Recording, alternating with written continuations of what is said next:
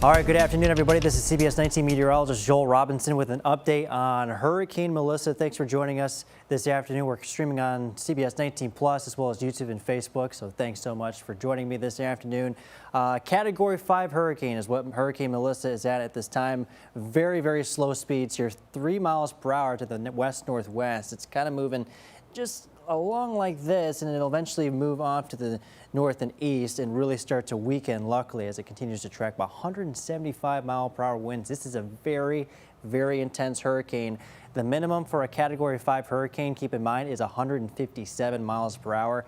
This is way above that. So very, very intense hurricane. It's been sitting on top of Jamaica for the past several hours here. So it's really just been churning. It has a lot of rainfall to it, a little over 30 inches of rain expected just from this hurricane. And of course, now it's really starting to enter that center of the storm here with 175-mile-per-hour winds. So again, we're watching this very closely as it continues to track. It is expected again to weaken ever so slightly as it continues to track to the northeast.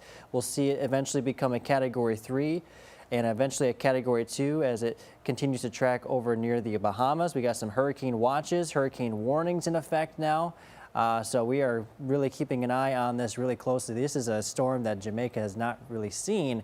So this is a very intense storm.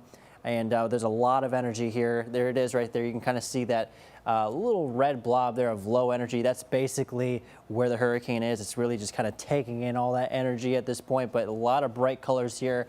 You can see it's a very, just very high energy in that area. And there's a little bit of high energy just to the northeast as well. But another thing that we have to look at here is shear.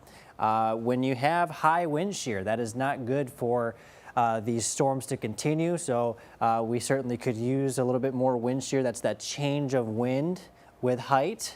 So if we have enough shear here, we'll really start to see it fall apart here.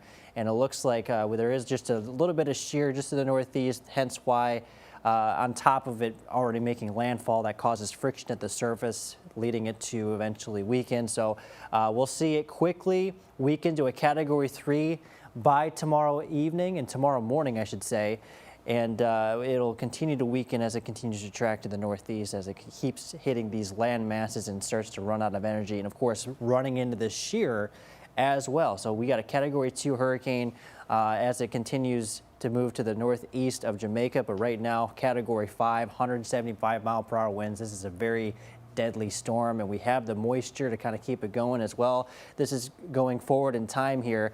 So we saw that move to the northeast. Let me actually put that back a little bit so we can actually see just when exactly or how exactly it is right now.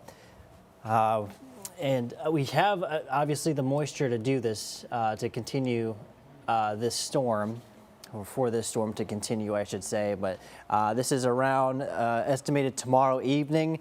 This is modeling, of course, so we're expecting moisture to kind of continue to hang around as it moves up. You can see you can kind of see where this storm is. That's technically right there. That's the eye wall right there. That's the eye itself.